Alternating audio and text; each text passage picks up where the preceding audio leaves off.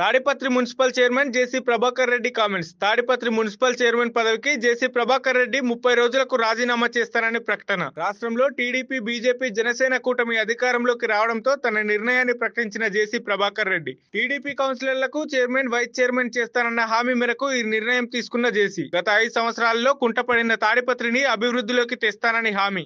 ప్రజానికానికి నమస్కారం. నేను మున్సిపల్ చైర్మన్ అయ్యేటప్పుడు ఒక మాట ఇచ్చినాను. నేను చైర్మన్గా రిజైన్ చేసి ప్రతి ఒక్కరిని చైర్మన్, వైస్ చైర్మన్ చేస్తానని మాట ఇచ్చినాను. ఇన్ని రోజుల తర్వాత ఈరోజు తెలుగుదేశము, బీజేపీ, పవన్ కళ్యాణ్ గారి జనసేన పవర్లోకి వచ్చినాయి కాబట్టి మాకు గవర్నమెంట్లో ఎలాంటి అవకతవకలు ఉండవు కాబట్టి ఒక నెల లోపల గవర్నమెంట్ అక్కడ సెట్ అయిపోతానే నెల లోపల రిజైన్ చేసి నా చైర్మన్ పదవికి రిజైన్ చేసి మా కౌన్సిలర్లని ఒక్కొన్ని చైర్మన్, వైస్ చైర్మన్ చేస్తానని ఆ రోజు మాట ఇచ్చినాను.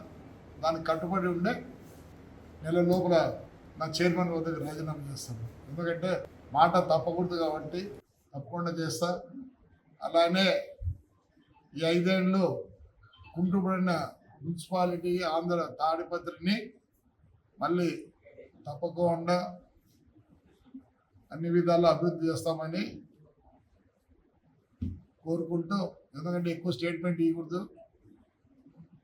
మళ్ళీ కోర్టు ఇది ఉంది కాబట్టి నేను ఇంతవరకే స్టేట్మెంట్ ఇస్తాను. దాని తర్వాత తాడిపత్రి వచ్చిన తర్వాత చాలా మాట్లాడాలో మాట్లాడతాను. అందరికీ ధన్యవాదాలు.